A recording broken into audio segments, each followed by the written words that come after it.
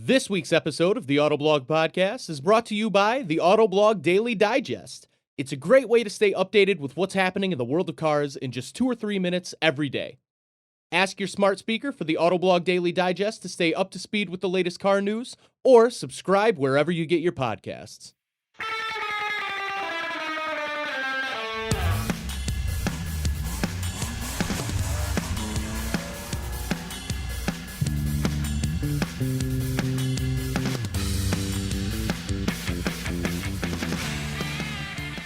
Welcome back to the Autoblog Podcast. I'm Greg Migliore. Joining me today is Associate Editor Byron Hurd. What is going on, man?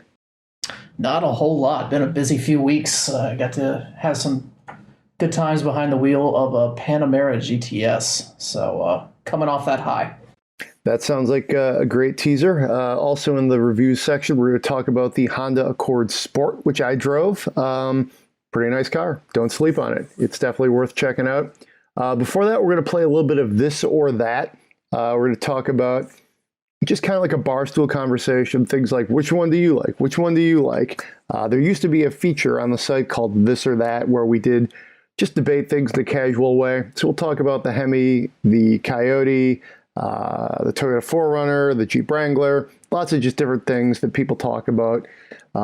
Maybe around 7:30 when they're having a drink at a bar and they're just arguing. It won't be very scientific. I will preface it with that.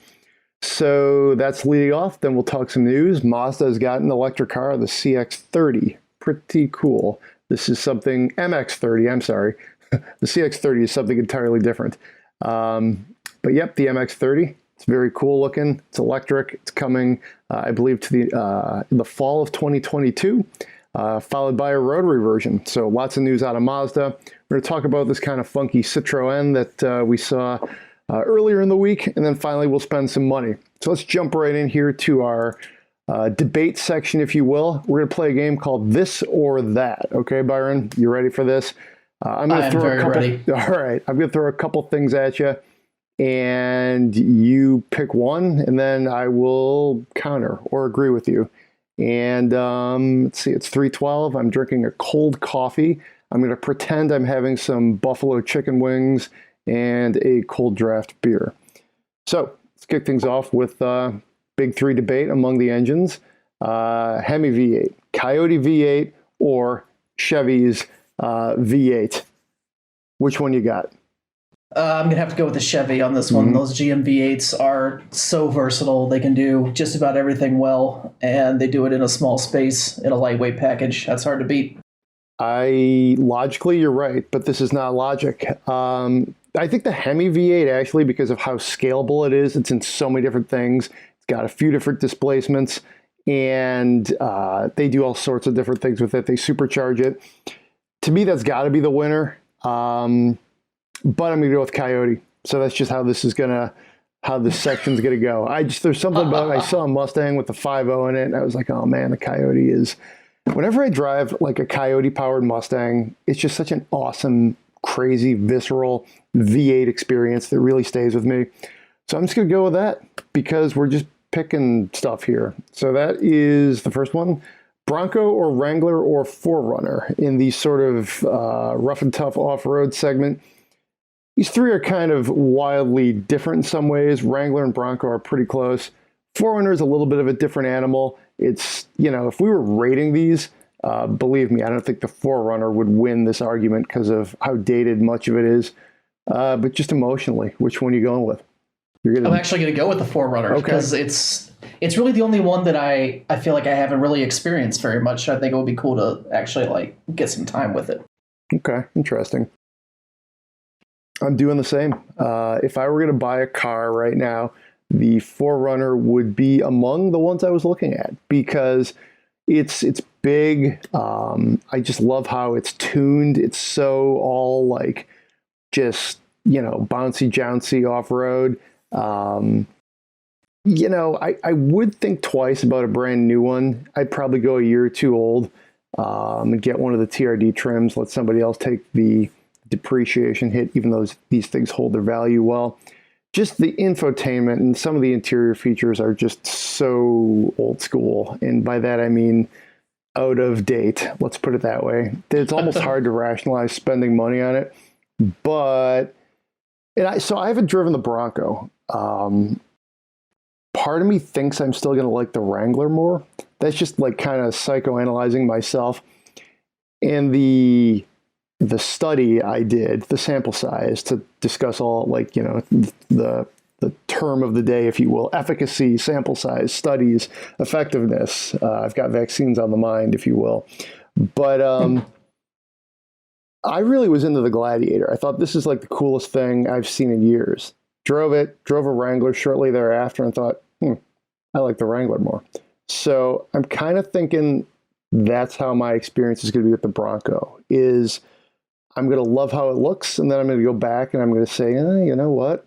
I think just overall the Wrangler is my thing. That being said, pure emotion, I'm going 4Runner here. So yeah, okay. It's a weekend. You've got 90 minutes on your hands. What are you going to do? Watch an IndyCar race or F1? If I'm watching it in my living room, I'm going to go with F1. It's, it's the spectacle. The money they put into the production and everything. It feels like more of an event. But if you're telling me I get to go see it in person, I'm going for IndyCar because it's accessible. You feel like you can really get up into it without spending half your life savings. So like, especially because it's an American series. You can actually go to an IndyCar race versus F1, where if you're lucky, you have to go to Texas. And, so, yeah. Yeah, it's tough to argue with that. I'm still going F1 as far as watching it. I actually like the European circuit races that are up early.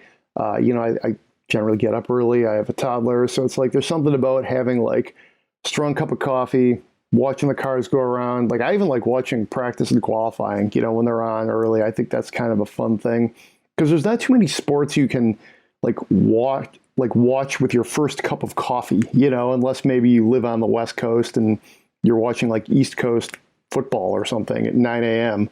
So I'm going to go with F1. Have you ever been to an F1 race? Nope. I've been to Austin, which was pretty awesome. I was on one of those Red Bull junkets back in the day when Red Bull was just destroying everybody. They did hot laps at some speedway in Nashville, and then we all flew down to Austin.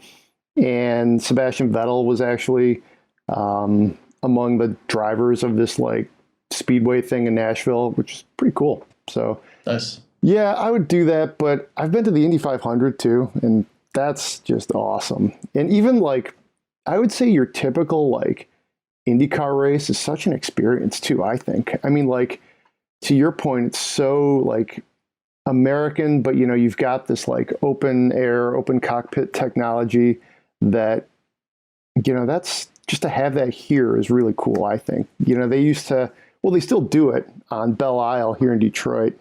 One of my favorite events. Like, I mean, just it's a mark of summer. They used to actually do it late summer, like right end of August, maybe even early September. It was like the last big race before, the last big race before like sort of the end of the season. But yeah, no, I'm going F1. This is almost like this or that is almost an exercise for me to talk in circles. But all right, Magnum SRT or CTSV wagon, early 2000s wagons. Oh, this one's hard. I don't know. The character of the Magnum, I think, appeals to me more. My head says CTSV because it's a better put together car. But the Magnum, there are fewer of them, it feels like, that are actually being well preserved. It's just they weren't as well put together to begin with. So I think I'd rather take that and kind of like build it better than it came stock. Versus a CTSV wagon, I feel like I kind of just have to preserve the way it is because it's such a bizarre vehicle. So interesting. You went with the LT1 based on logic at the start, and then you're kind of taking the emotional argument, which is what I've been doing in the middle here, to back your way into like, the Dodge, the Hemi here. So I am going to go with the Cadillac all day. I love those taillights. I think this is actually a really cool car that in some ways I think made Cadillac cars cool. It was part of that time when like People forget the STS was actually a really good sports sedan in the early 2000s because like the CTS, the CT6, they've changed the name so many different times. But to me, this car was sort of part of, that time. It sort of captured the zeitgeist of making Cadillac sedans cool again, if that was a thing back in the early 2000s. Power, looks, I love that car. I would even consider owning one, to be honest. I don't know. It's at this point, it's not collectible enough to spend money on, but it's like too old to really just say I'm going to go buy one and then use it, But Yeah. so let's wrap things up. Miata, BRZ, or 86, which is really a Miata, or do you want the sports car partnership car? This is like my Craigslist search every day. So this one, I don't even know if I can answer it, to be perfectly honest. Yep. I'm a Miata owner. I'm kind of an BRZ/86 hopeful in a way, because like the appeal to that to me is that it's a fixed roof car. You don't have to worry about roll bars if you're going to track the thing. It's a little more livable, a little longer wheelbase, something that's better every day. But the Miata just has that like open air, emotional. It's the car you buy just for fun. You don't care that it doesn't do other things well. And for me right now, I'm really struggling going back and forth. Like, do I want to own another convertible, or do I want to go ahead and just like stick with the fixed roof coupe, even if it means giving up some of that versatility? I do BRZ. I've always enjoyed that car. I like the somewhat unique Subaru touches to it. It's getting a little bit more horsepower for this new generation. I really like the Miata, but I like just a little bit more car around me, if you will. And so for me, that's actually a pretty easy one. And I actually think the Miata, to me, isn't super raw, but it's very direct and engaged. Whereas the other two cars, I think, are actually quite raw. And yeah, I like the BRZ. I mean, when I was earlier in my career, let's put it that way, we had a long-term BRZ at Auto Week. So, I mean, some cars just stay with you. So for me, I mean, this is all personal preference. That's what I would do. So this or that. If you have a suggestion that you'd like us to debate, or you want to tell us some of your own choices on this, or argue with our somewhat irrational choices or logic, please drop us a note. That's podcast@autoblog.com, and also spend your money questions. We love to hear from those. Let's talk about some cars we've been driving. Accord Panamera. I feel like on the food chain here, we got to talk about the Porsche first. So, well, I mean, they're both sporty family sedans, right? I mean, they're very similar in some ways. How much did yours cost? About 150 grand. Okay, It's so a little 120 slightly more more than expensive. my car did. So Yeah, it's a touch more expensive, and it's funny, like joking about these being competitors. I was actually sitting down and starting to kind of sketch out my notes on this car, and I was trying to think, like, what are the Panameras competitors? Because on paper, it's basically like an Audi S7 to a degree when we're talking about the GTS, because the GTS has 473 horsepower. It's the sensible enthusiast's Panamera, right? Like, it's sporty. You have all the like chassis options, the four-wheel steering, and all that kind of stuff. But you don't have the really big turbo V8, so it's lighter. It certainly doesn't feel anywhere near as fast as the turbo, but it is really fun and engaging to drive. It feels lithe, especially for its size. I mean, you consider this is the same size as basically like a Dodge Charger, and it doesn't drive anything like it. Like, this feels small, it feels really dialed in, it's very clinical, and still manages to be emotional at the same time. Like, you actually feel like it's fun. Like, you can toss it around a little bit and not get yourself in trouble because it's a Porsche and it's solid and it's, the feedback is trustworthy. Everything about driving it feels very natural. But at the same time, it's a lot of car, and sometimes you forget that. So you can get yourself in trouble if you go too far, but it's almost perfect as sports sedans go, in my opinion. wow, okay. I'm a big fan of the Panamera these days. I think it looks pretty cool. I think it's really given Porsche just, more of an executive vibe, if you will, in that sort of class of big sedans where they never played. But, I don't know. I've always been enjoyed the Panamera as sort of like a luxury item, if you will, more than a sports sedan. So it's interesting to hear that you're like really into it, which is, that's good. What did you do with it? Anything exciting? Pretty much the usual. Just took it out to the kind of standard test loop we use around this area out near Ann Arbor, and kind of get out of the city a little bit and let it run. I mean, it's the exact same area where I drove the new Panamera Turbo S back in the fall. Okay. And I mean, it's been a good 6 months, so it's not like I can really say back to back, this is how one feels versus the other. But I was just as eager to get back out in the GTS as I was to get back out in the Turbo S, if that makes sense. I didn't feel like I was done with the car after giving it, one trip around the loop or, one little test to launch control. I just genuinely was looking for more excuses to go out and drive with both. And I think that says a lot about how different they are and yet almost equally appealing, just in different ways. When you've been doing this quite a while, when Porsche got into, they've been doing crossovers for a long time, but the Panamera was a newer thing. What was your initial take? Did you think, hey, this is a good move? And I guess, has it changed now that they've had the Panamera and, the Taycan for so long?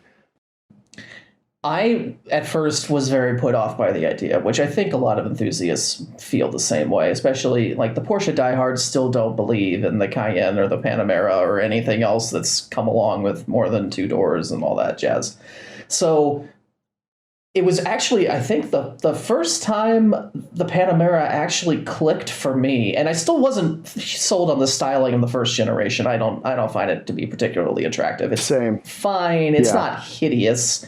But, it doesn't excite me. I think the new car actually looks pretty good. It's something that I would enjoy looking at, walking up to it to go for a drive.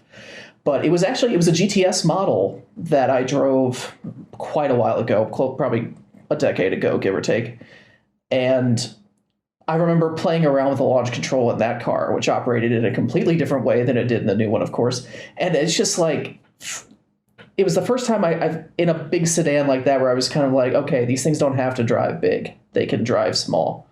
And from that point on, I was like, all right, I'm kind of sold on this idea.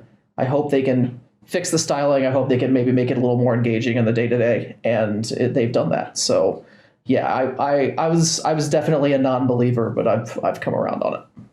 I put myself in that same camp. I can actually kind of remember when I started to tilt. I was on... This is kind of weird, because at first I thought the car was, like you, it was like bloated. It seemed to have an identity crisis. I mean, yeah, it had plenty of power, but even the interior, it didn't feel like they got it right. It seemed like there were too many buttons in it in that first generation car. But yeah, I was actually on a video shoot, believe it or not. This is probably 5-6 years ago. And randomly, the video crew had a Panamera as like one of their support cars or somebody's car. I don't remember why. This is like an outside video crew, by the way. It wasn't, we don't generally give our video guys Panameras to roll around in as support vehicles. I don't totally remember the circumstances, but I was sitting in it and I was like, damn, this is nice. And like, these guys were like psyched to be in the Panamera. And I was like, this is interesting. Not being with cynical car journalist who wants a brown Subaru wagon or a manual BMW from the mid-90s.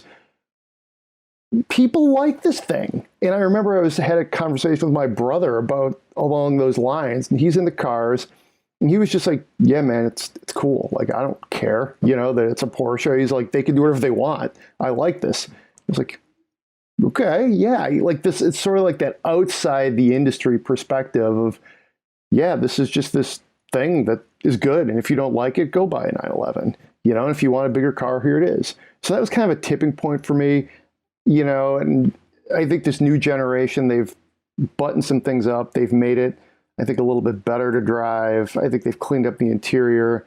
Going to the kind of like, would you call it like a wagon style, offering that variant, I think has kind of helped too. It's broadened what it is.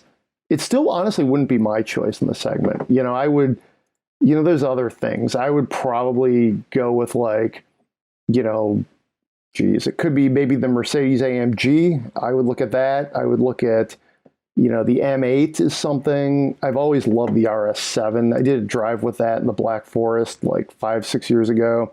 And like I said, certain cars stay with you and it kind of stays in the pecking order. It's tough to rearrange it, which is probably how it works with consumers. But yeah, I think if I had to make a choice between the Panamera Turbo S, whether it's the Sport Turismo or sedan, and the Audi RS7, I think I'd have to go with the Audi on looks alone. Yeah. Like once you get up to that point where you're talking about like the most exciting implementation of the Panamera versus the most exciting implementation of the A7, I think it goes to the Audi on the styling. I mean, and the performance that is there too. I mean, they're similarly sized cars. People think of the Panamera being smaller than it is. It's actually a full-on executive sedan. it's a big car, yeah. Yeah, and it's funny because when you drive it, it doesn't feel big. Even when you look at it, it doesn't feel big. And it's certainly, people absolutely recognize it as a Porsche. Yes. I got lots of compliments in parking lots and stuff like that.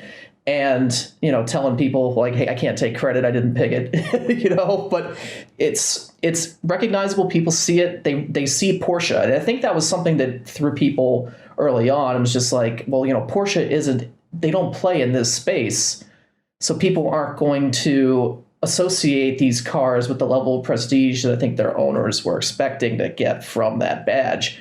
It took a while for it to just kind of like make its way into like the public consciousness, right? Like that this Porsche builds cars like that. But now, I mean, granted, this is Detroit and it's a car town and people recognize cars whether they're domestic or not. But the reaction I got from this, it wasn't anything like driving that Bentley Flying Spur a few weeks back, but it was certainly in the ballpark. So I was actually kind of surprised that people were so kind of clued into it. Yeah, I think you do. This car, I think, does an interesting job of maintaining that Porsche. If you have the means and you're in the market, you might say, hey, I want a Porsche. I'll take this, because you get to tell all your friends you have a Porsche. Now, is an Audi with those 4 silver rings on the hood gorgeous and impressive and in many ways just as cool? Yeah. But I will say this. I mean, you tell me, what's cooler, a Porsche or an Audi?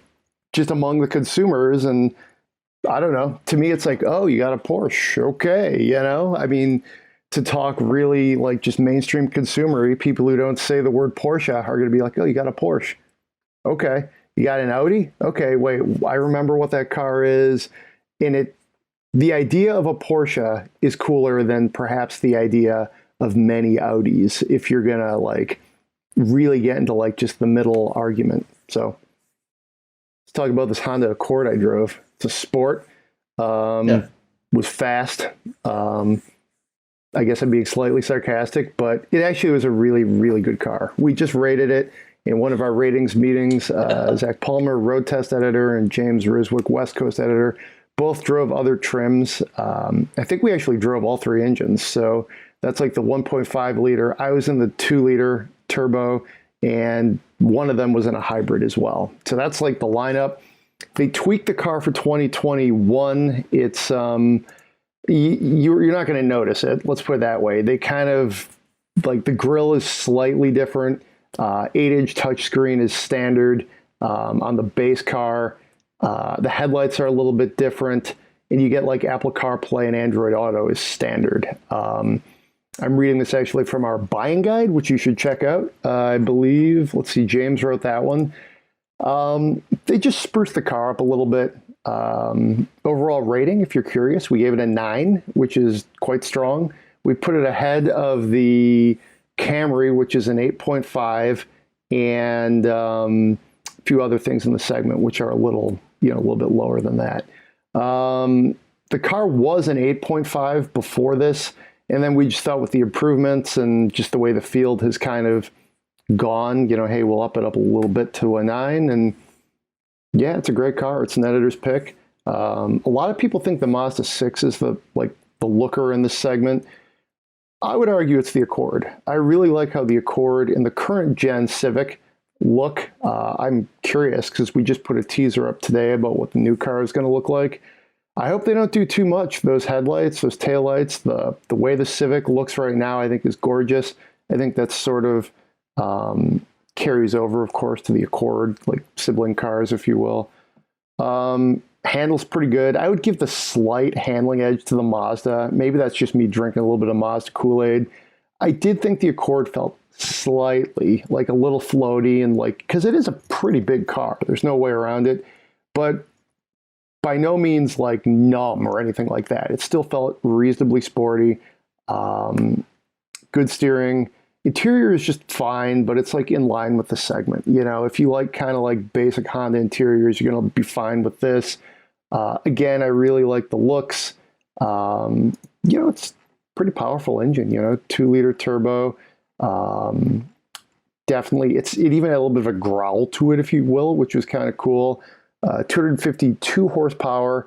The torque's 273 pound-feet, so not nothing. You know, fun car to drive, you know, especially if you like sedans.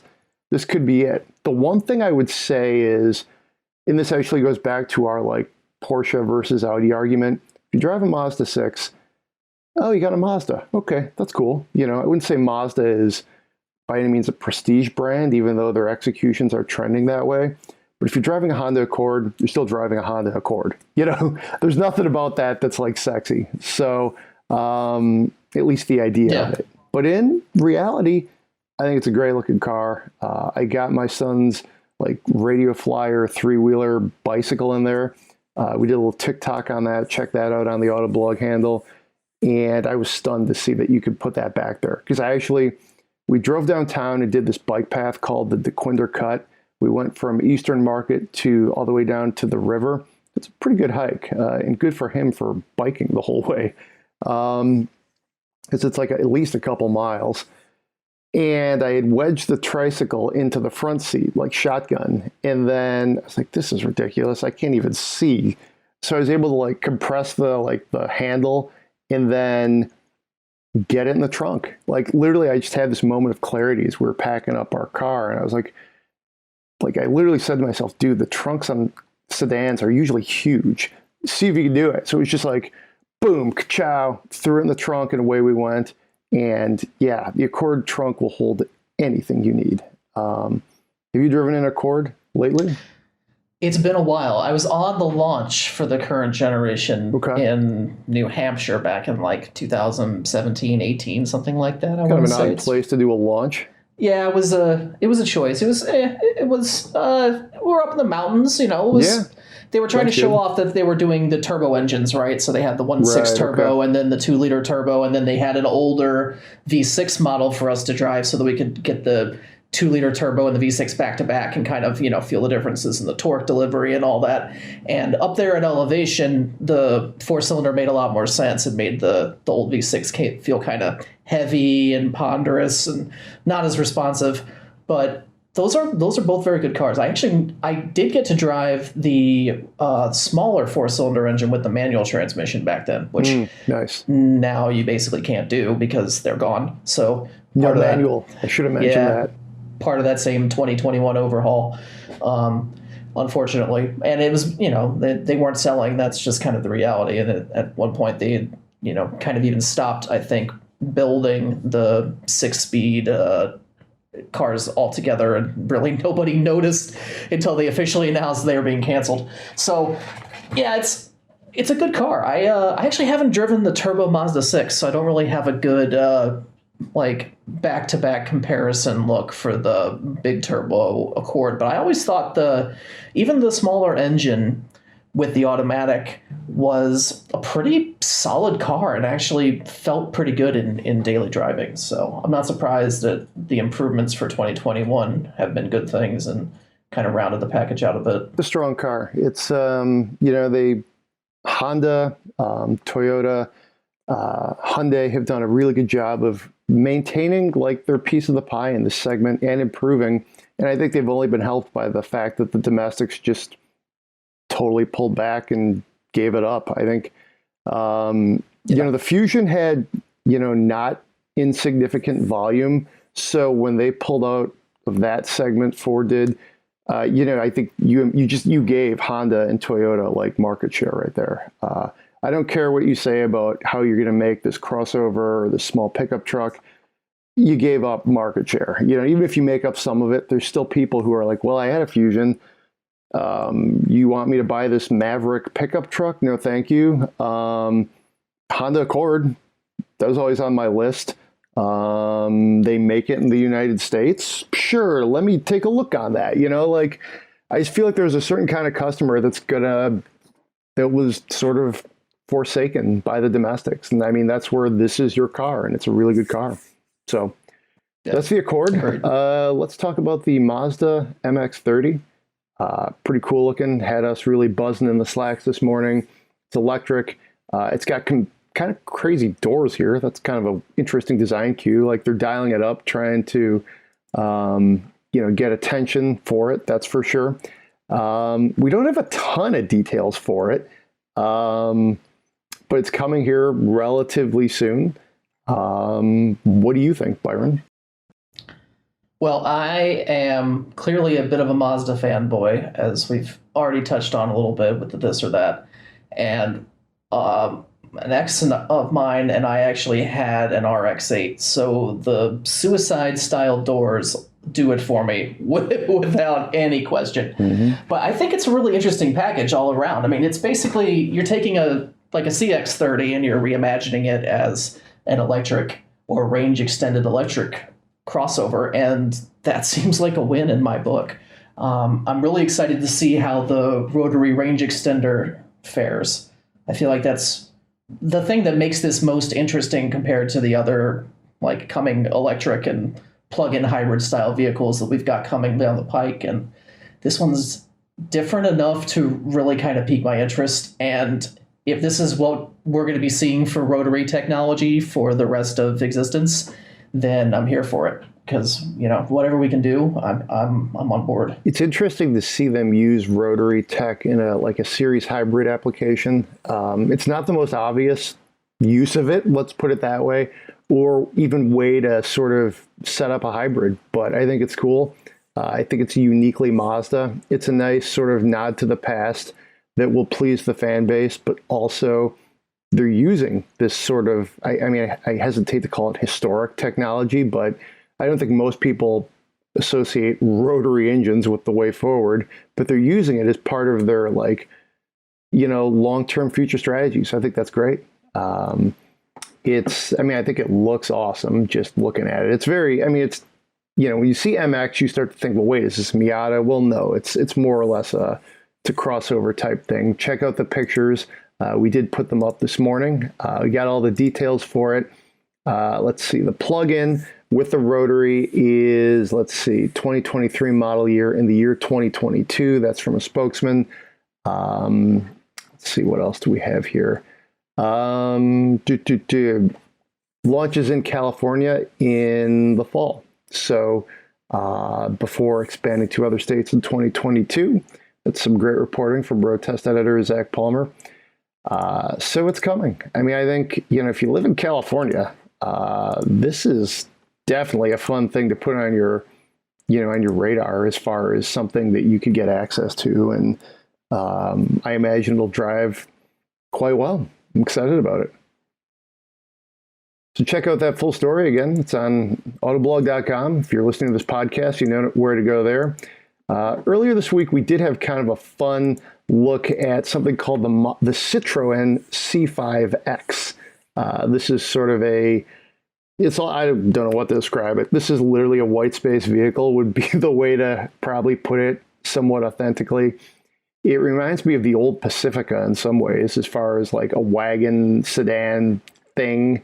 It's going to be badged to Citroen. Ronan Glon, our European contributor, penned the article. He notes that it's about as big as a Toyota Camry, but it's also kind of got like a fastback. So there's a lot of stuff going on here. Obviously, no implications that it's going to come here. But Chrysler, which we've talked about in the last few weeks on the podcast and on the site, needs cars. Seems like a nice solution right here. you tell you what, swap the badges, put the Chrysler, like the wings or the Penta Star, if they want to bust that out of mothballs, bring this thing here. I think it'd be great.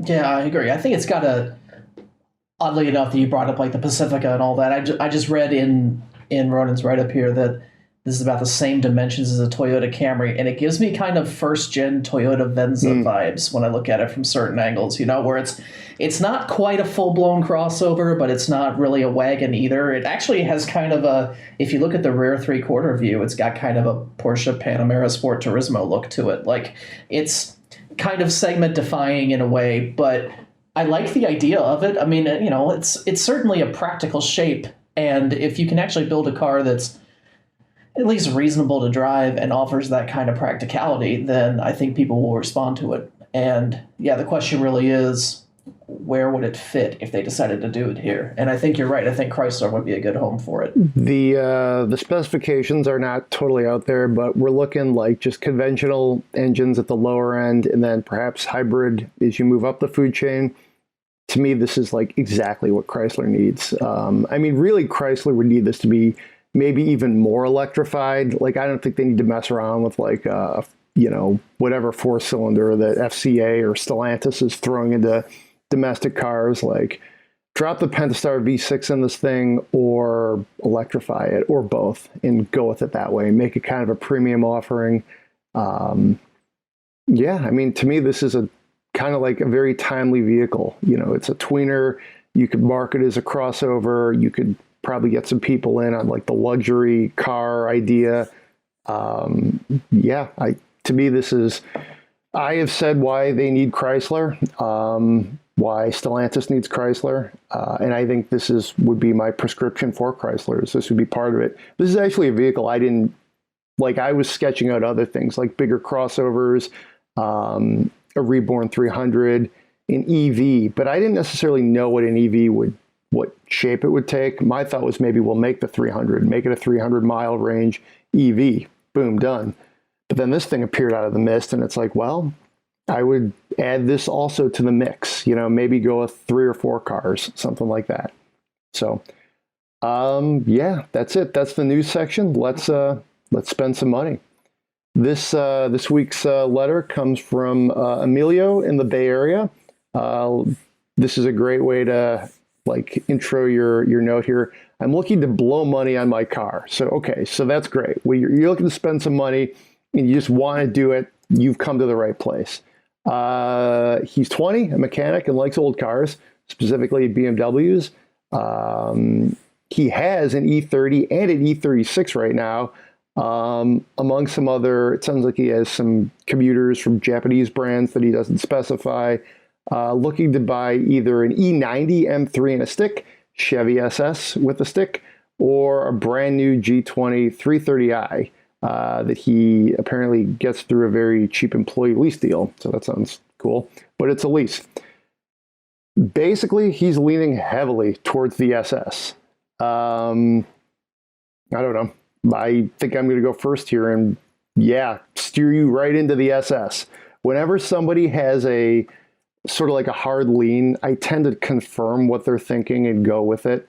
The BMW stuff, I'm right there with you, man. E90 with the stick sounds awesome. But I don't know. I would say this. It seems like with this sort of Chevy bias and the fact that, the SS, this is probably not going to be the last car you ever own. Let's put it that way. And you're probably not going to own this thing forever. Yeah, get it. Have fun with it. That visceral V8 is visceral. It's a visceral V8. That's the best way to describe it. The SS was kind of a weird car to drive.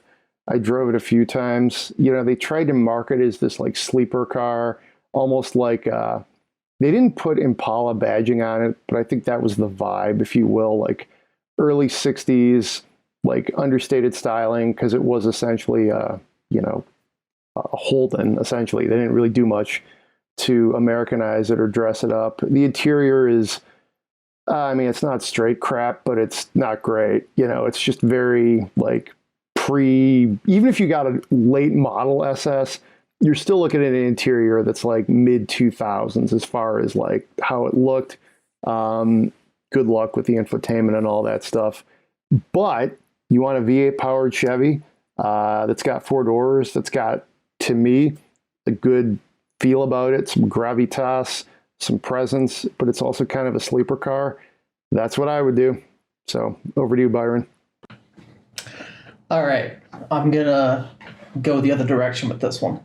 I actually like the idea of the E90 in this case, and it's for a couple of reasons. First of all, that generation of M3 is pretty much at the bottom of its depreciation curve right now. Like if you want to buy that, I mean, it was a fluky generation, right? The V8 BMW M3, like that was, at the time it made a ton of sense because it's V8 everything. We had the Lexus ISF, we had that, like it all made sense. And now everyone's going back away from that, and BMW's been past that already for going on a couple generations now. So it's that weird kind of blip that probably never really should have happened to begin with. So it's special in that sense, where like you're getting kind of an obscure vehicle from BMW standpoint. It's somewhat anathema because it's a V8 powered M car and a smaller one. It's special in that regard. It's as cheap as it's really ever going to be to get into one of those right now. And if you're a mechanic at a BMW dealership, you're in a great position to maintain a car like that. Older, very much out of warranty. Things might go wrong. You've got the tools to diagnose it. You've got the experience. It's all right there in front of you. This is one of those cars I feel like you're kind of at a unique point in your life to get the most out of it. And if you decide to keep it long term, you could preserve it and sell it perhaps for more money than you pay for it now. You know, certainly never guarantee that a car is an investment, but maybe. Versus the SS, where they're kind of artificially expensive because there were so few of them sold, especially with a stick. So they're really not going to get much cheaper, and they're a bit pricey for what you're getting. So, I mean, I think if you can find one, and if you just like want to have some fun with it for a little while, dump the money into it, and then basically get it right back out of it because their price isn't really changing, you're not going to put a ton of miles on it, sure, why not experience it? But if you really want to like dig into something, I think the E90 is your best bet in that regard. And the support for that car is enormous because quite a few of them were built. And, there's a great community around them. Again, you have the tools at your disposal to maintain it. It just seems like a home run to me for this particular situation. And I mean, honestly, like the idea of the lease is it's safe and convenient, but you're not really going to get to express yourself through that vehicle. It's something you're going to keep pretty close to stock, turn it back in pretty much the way you got it, and probably never think about it again. And is that what you want to say you did when you were in your early 20s?